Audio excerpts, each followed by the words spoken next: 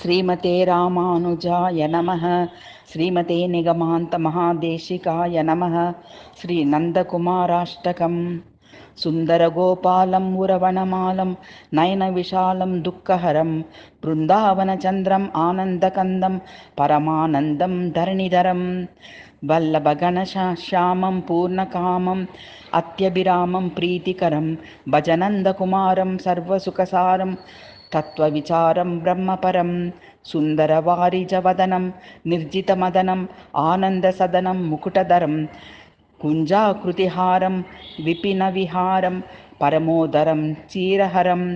वल्लभपटपीतं कृत उपवीतं करनवनीतं विबुधवरं भजनन्दकुमारं सर्वसुखसारं तत्त्वविचारं ब्रह्मपरं शोभितमुखधूलं यमुनाकूलं निपट अतुलं सुखदतरं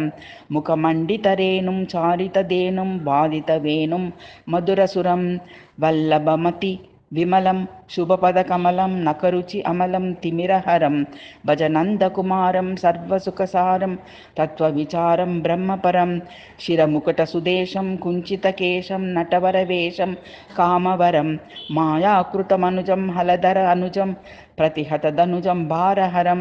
वल्लभव्रजपालं सुभग सुचालं हितमनुकालं भाववरं भजनन्दकुमारं सर्वसुखसारं तत्त्वविचारं ब्रह्मपरम्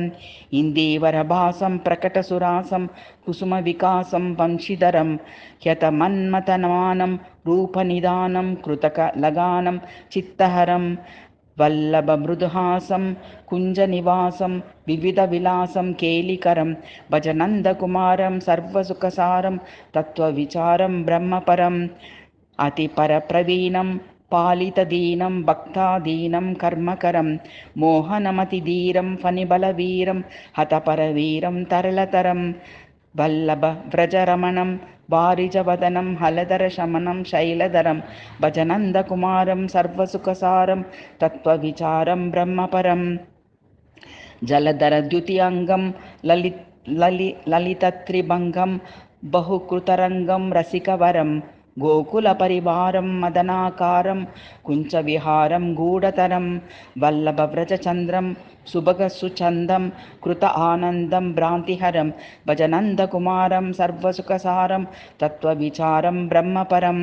वन्दितयुगचरणं पावनकरणं जगदुद्वरणं विमलधरं कालीयशिरगमनं कृतफणिनमनं दातितयमनं मृदुलतरं वल्लभदुःखहरणं निर्मलचरणम्